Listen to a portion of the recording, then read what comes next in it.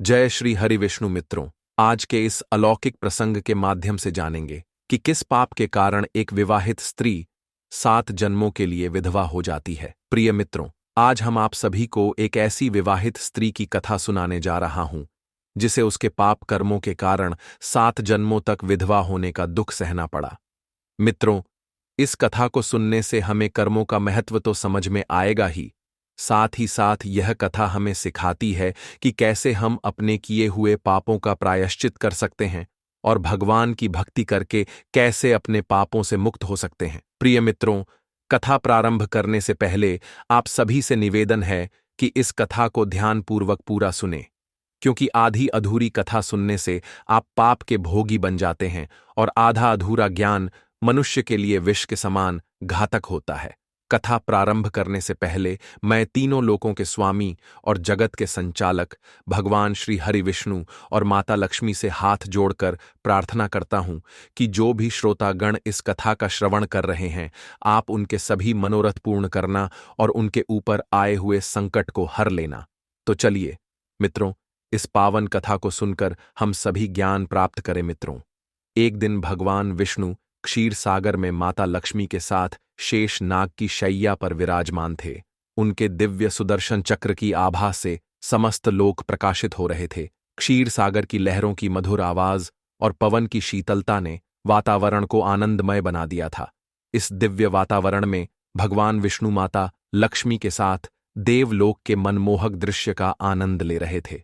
उसी समय नारायण नारायण का जाप करते हुए देवर्षि नारद जी अपने हाथ में वीणा लेकर भगवान विष्णु जी के पास आते हैं और उन्हें प्रणाम करते तभी भगवान विष्णु देवर्षि नारद जी का अभिवादन करते हुए कहते हैं, आइए ब्रह्मानंदन, बैकुंठ लोक में आपका स्वागत है। अवश्य ही आप कोई सुखद समाचार लेकर आए होंगे। देवर्षि नारद जी कहते हैं, हे प्रभु, आज मैं कोई समाचार लेकर आपके पास नहीं आया हूं। आज मैं आपके पास अपने एक प्रश्न का निवारण जानने आया हूं।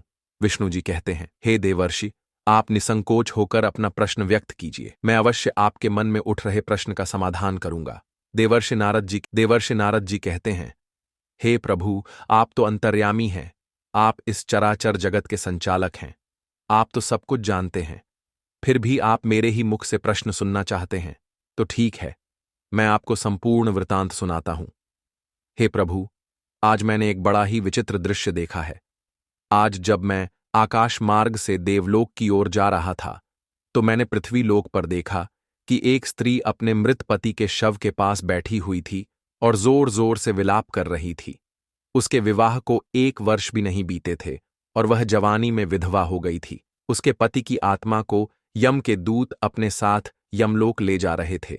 तभी मैंने उन यमदूतों से पूछा, हे यमदूतों, क्यों इस बेचारी स्त्री को जवानी में विधवा कर रहे हो? इसका क्या दोष है? मेरे प्रश्न का जवाब देते हुए यमदूतों ने कहा, हे देवर्षि, हम तो अपने प्रभु की आज्ञा का पालन कर रहे हैं। यह जो स्त्री है, इसके भाग्य में विधवा होना ही लिखा है। इसीलिए इसका विवाह कम आयु वाले पुरुष के साथ हुआ था और इसके लिए यह स्त्री स्वयं जिम्मेदार है। इस स्त्री के कर्मों के कारण इसे 7 जन्मों तक विधवा होने का दंड मिला है। हे प्रभु, यमदूतों के मुख से यह बात सुनकर मुझे बड़ा आश्चर्य हुआ और मेरे मन में इस प्रश्न को जानने की जिज्ञासा उत्पन्न हो गई कि उस स्त्री ने ऐसा कौन सा पाप किया था जिस कारण से उसे जवानी में ही विधवा होना पड़ा और उसे 7 जन्मों तक विधवा होने का कठोर दंड क्यों मिला।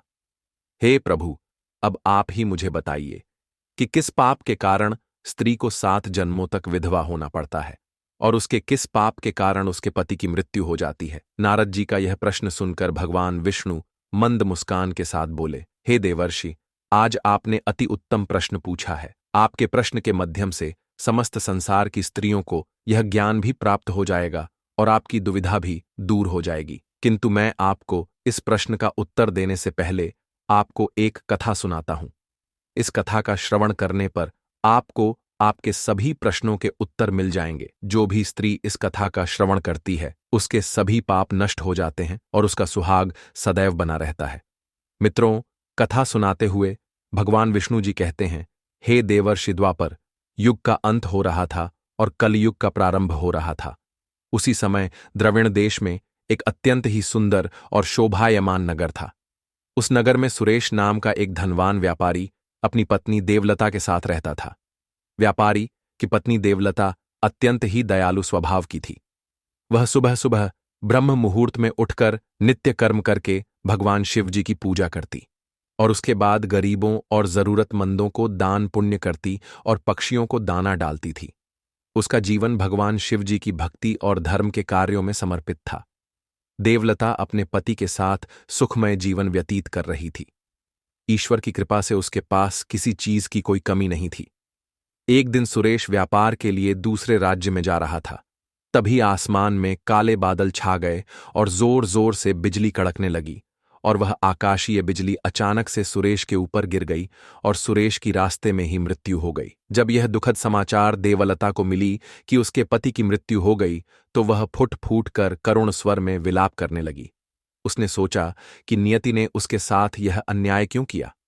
उसने ऐसा कौन सा पाप किया था जिसके कारण उसे विधवा होना पड़ा। मित्रों, देवलता ने सोचा कि यदि उसका पति ही उसके साथ नहीं है तो वह इस धन दौलत का क्या करेगी। फिर उसने अपना सारा धन भगवान शिव को समर्पित करने का निर्णय लिया और नगर के मंदिर में गई और मंदिर में जाकर बोली, हे पुजारी जी, मैंने जीवन भर धर्म का पालन किया, जरूरतमंदों की मदद की, किंतु इतना सब करने के बाद भी नियति ने मेरे साथ ऐसा किया।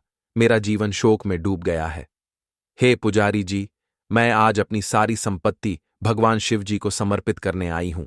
आप इसे जरूरतमंद लोगों की सेवा में और धर्म के कार्यों में लगा देना। पुजारी ने देवलता की व्यथा को समझते हुए कहा, हे पुत्री, आपका यह निर्णय बहुत ही सराहनीय है। आज आपने महान पुण्य का कार्य किया है। भगवान शिव जी आपका भला करेंगे और आपको शांति प्रदान करेंगे। मित्रों, अपनी सारी संपत्ति दान करने के बाद वह जंगल की ओर चल देती है। उसके मन में यह प्रश्न था कि उसने ऐसा कौन सा पाप किया था जिसके कारण उसे इस दुख का सामना करना पड़ा। वह जंगल की ओर चली जा रही थी। तभी उसकी नजर एक कुटिया पर पड़ी। उसने देखा, कुटिया के बाहर एक वृक्ष के नीचे सरभंग मुनि तपस्या कर रहे थे। देवलता ने सरभंग मुनि के बारे में सुन रखा था। फिर उसने निश्चय किया कि वह उनसे मिलकर अपने दुख का कारण पूछेगी। इतना सोचकर वह महर्षि सरभंग के पास जा पहुंची और उनके चरणों में प्रणाम किया। उसकी आवाज सुनकर सरभंग मुनि ने अपनी आंखें खोलीं तो उन्होंने अपने सामने एक स्त्री को देखा जिसकी आंखों में आंसू थे और हृदय पीड़ा से भरा हुआ था। मित्रों, देवलता को देखकर महर्षि सरभंग ने कहा, हे पुत्री, तुम कौन हो और तुम इस तरह से विलाप क्यों कर रही हो। तभी देवलता ने महर्षि सरभंग से कहा, हे मुनिवर, मैंने जीवन में कोई पाप नहीं किया, सदैव धर्म का पालन किया, दान पुण्य किया और भगवान शिव की भक्ति में अपना जीवन बिताया। फिर भी मेरे पति की इतनी जल्दी मृत्यु हो गई। अभी तो मुझे संतान भी नहीं हुई और मेरे पति मुझे छोड़कर परलोक चले गए हैं। हे मुनिवर, नियति ने मेरे साथ ऐसा क्यों किया। आखिर किस पाप के कारण मुझे विधवा होना पड़ा है।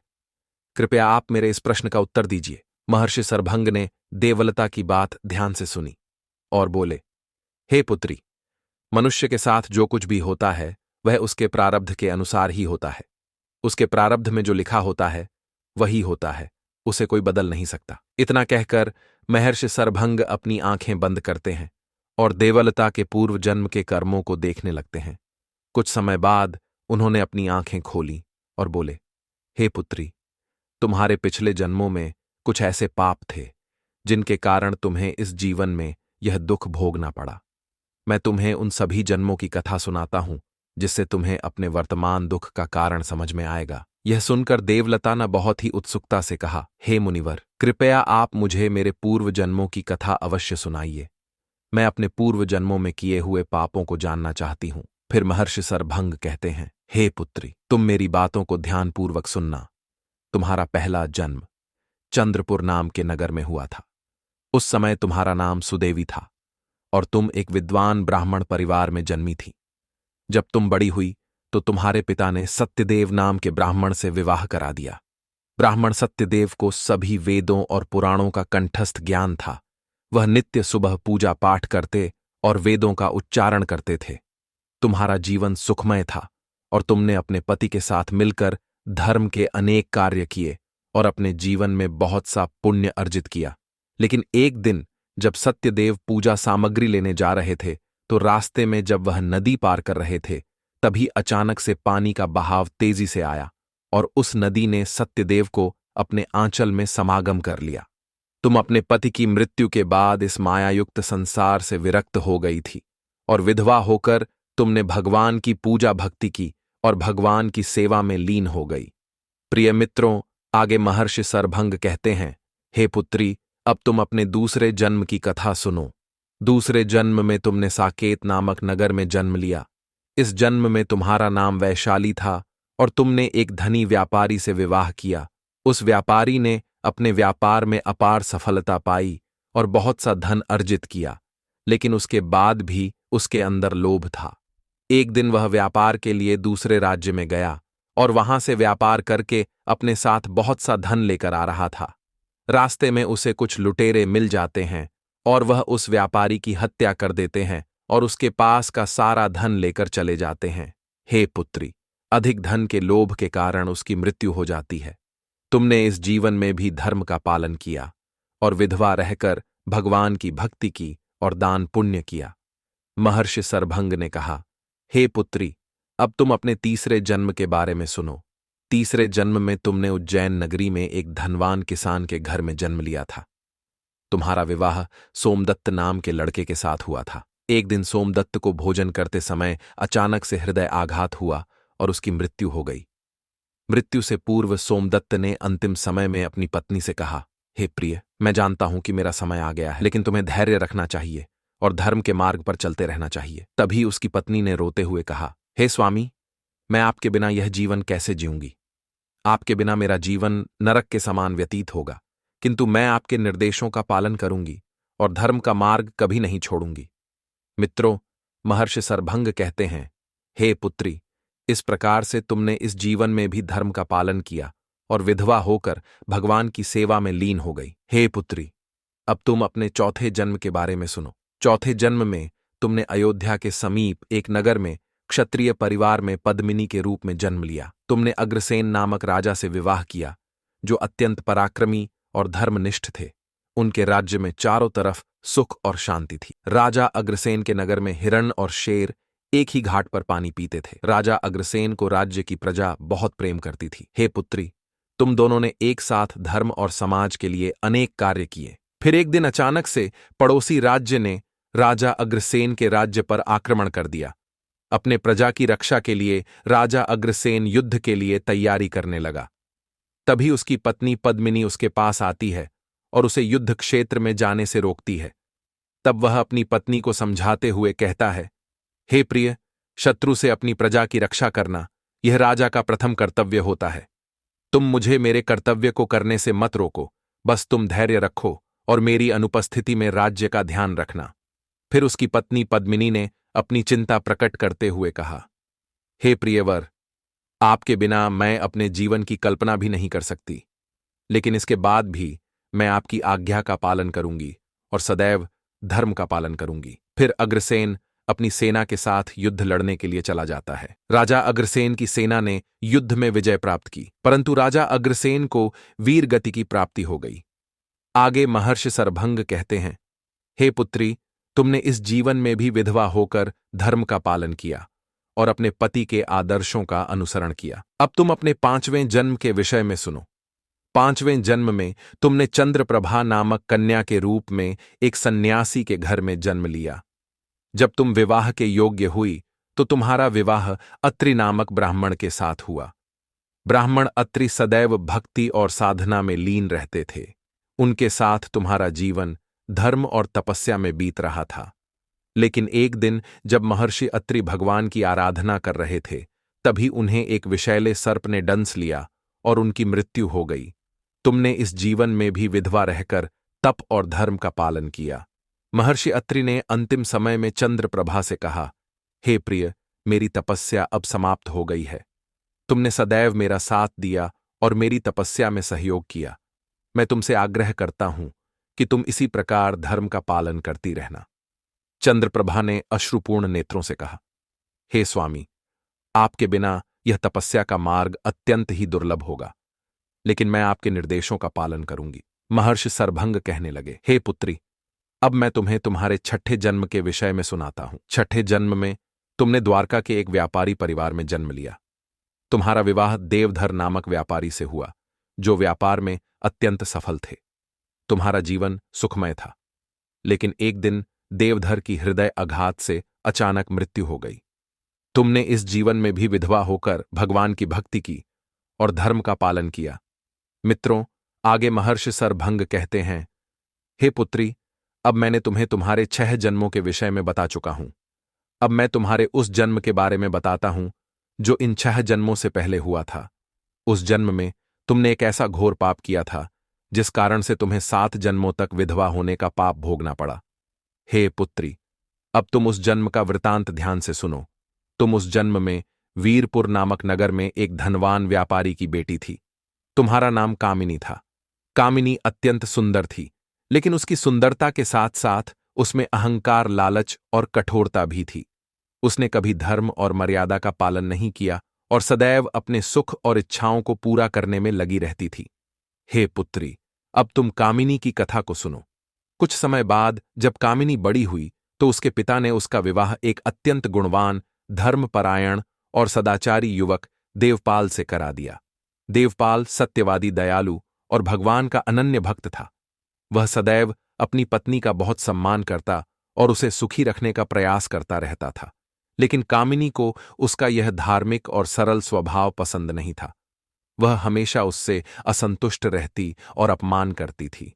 एक दिन कामिनी ने देवपाल से क्रोधित होकर कहा, तुम्हारी यह धार्मिकता और सादगी मुझे बिल्कुल पसंद नहीं है।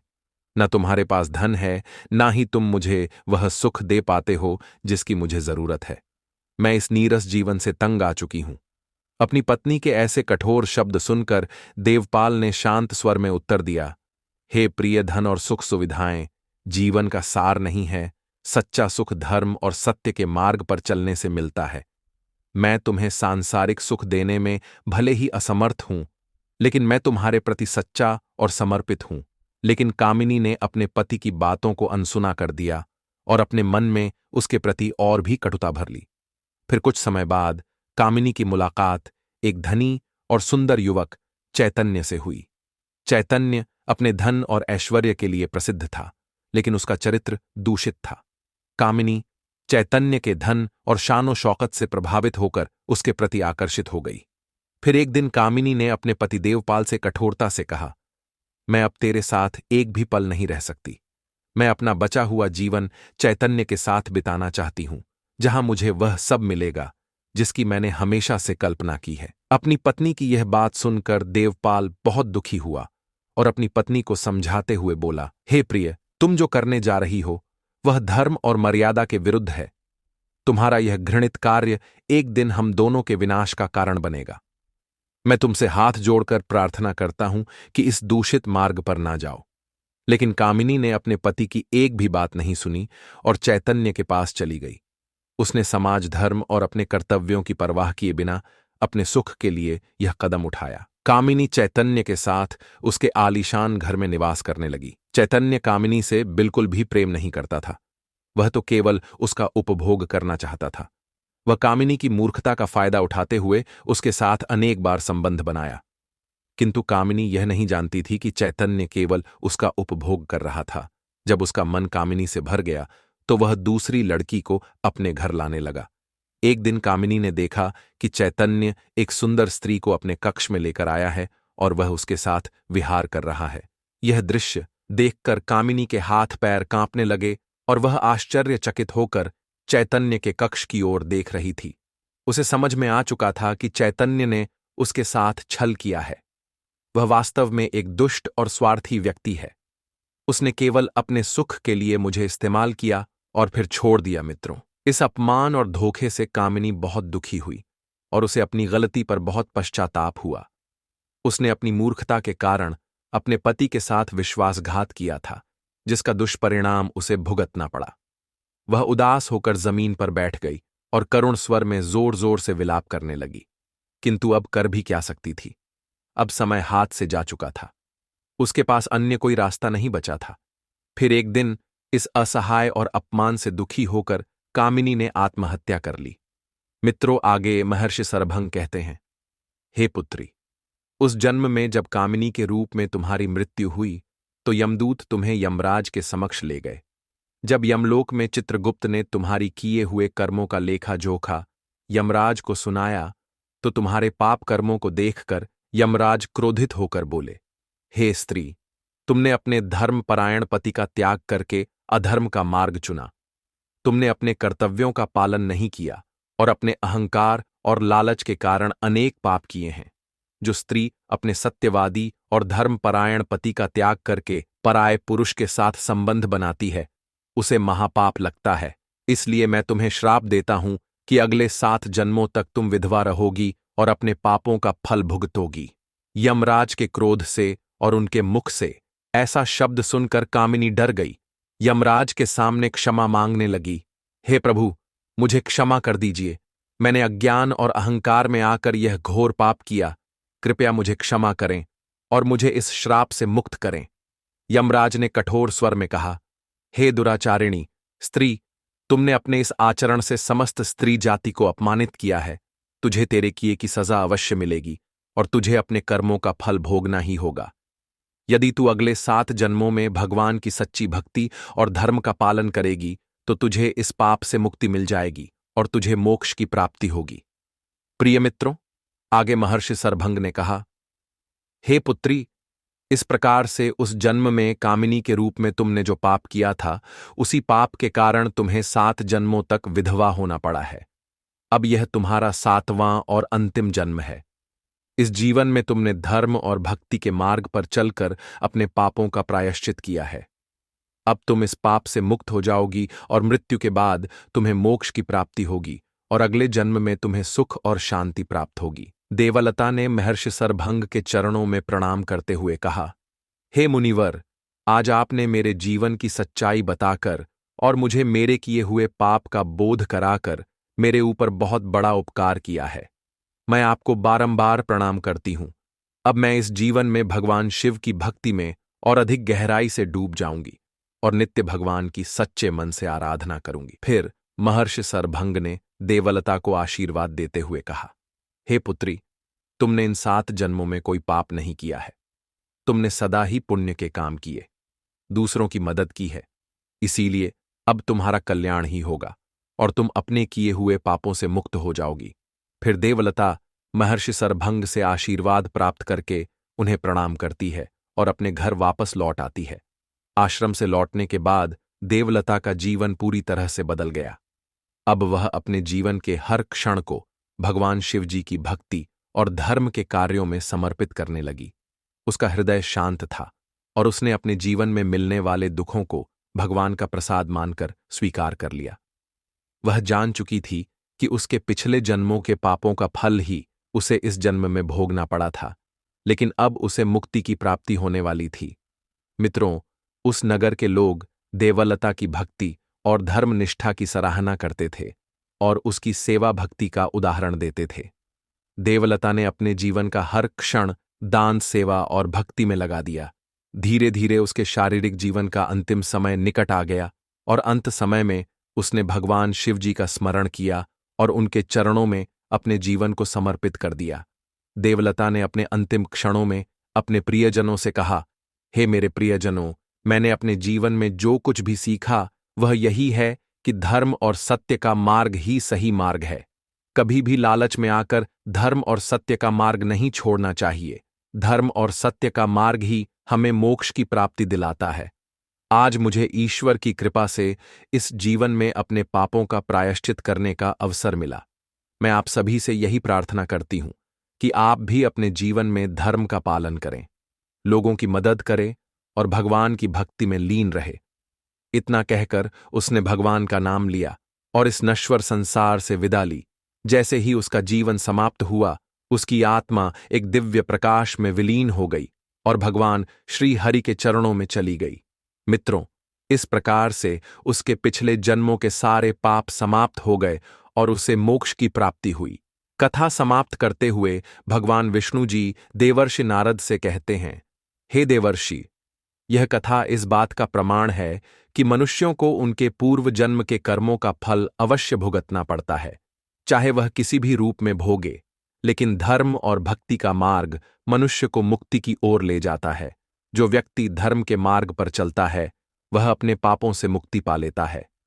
जिस प्रकार देवलता ने भगवान की भक्ति और आराधना करके अपने पापों का प्रायश्चित कर लिया, उसी प्रकार समस्त मनुष्य अपने पापों से मुक्ति पा सकता है। तभी देवर्षि नारद जी भगवान विष्णु को प्रणाम करते हुए कहते हैं, हे प्रभु, आपके मुख से यह कथा सुनकर आज मैं धन्य हो गया। मैं इस कथा को समस्त संसार में सुनाकर धर्म का प्रचार करूंगा। जो भी इस कथा का श्रवण करेगा, उसके सभी पाप मिट जाएंगे और उसी मोक्ष की प्राप्ति होगी। मित्रों, यह कथा हमें यह सिखाती है कि हमारे कर्मों का फल हमें किसी न किसी रूप में अवश्य मिलता है, लेकिन ईश्वर की भक्ति और धर्म का पालन करने से हमें हर प्रकार के पाप से मुक्ति मिल सकती है और हम अपने परिवार के साथ खुशहाल जीवन व्यतीत कर सकते हैं। प्रिय मित्रों, इस प्रकार से आज की कथा समाप्त हुई। आशा करते हैं आपको यह ज्ञान से परिपूर्ण कथा पसंद आई होगी। आपको यह कथा पसंद आई हो तो कमेंट बॉक्स में जय श्री हरि विष्णु जय भोलेनाथ अवश्य लिखे। प्रिय मित्रों, वीडियो देखने के लिए आप सभी का बहुत बहुत धन्यवाद।